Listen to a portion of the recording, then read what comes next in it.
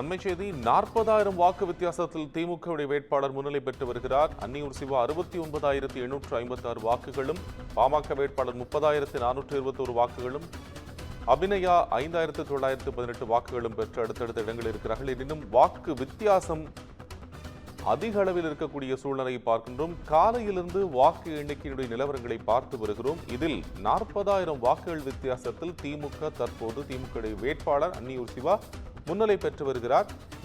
வாக்குகளை எண்ணும் பணி விறுவிறுப்பாக நடைபெற்று வருகிறது. 8 சுற்றுகளுக்கு முடிந்திருக்கக்கூடிய சூழ்நிலையில் தற்போது வாக்கு வித்தியாசம் 40,000 கடந்திருக்கிறது என்கின்ற நிலை இருக்கிறது.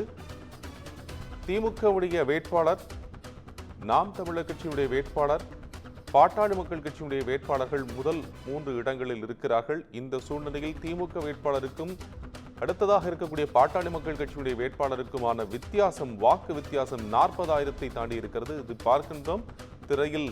திமுக வேட்பாளர் 69,856 வாக்குகளும், பாட்டாளி மக்கள் கட்சியுடைய வேட்பாளர் சி அன்புமணி 30,421 வாக்குகளும், நாம் தமிழர் கட்சியுடைய வேட்பாளர் அபிநயா 5,918 வாக்குகளும் பெற்றிருக்கிறார்கள்.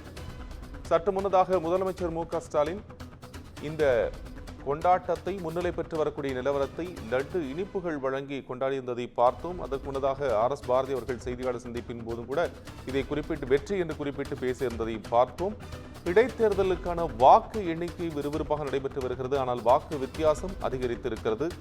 இன்று காலையிலிருந்து வாக்கு எண்ணிக்கையினுடைய நிலவரங்களை பார்த்து வரக்கூடிய நிலையில் திமுக வேட்பாளர் அன்னியூர் சிவா 69,856 வாக்குகளும், பாமக வேட்பாளர் 30,421 வாக்குகளும் பெற்று முதல் 2 இடங்களில் இருக்கிறார்கள்.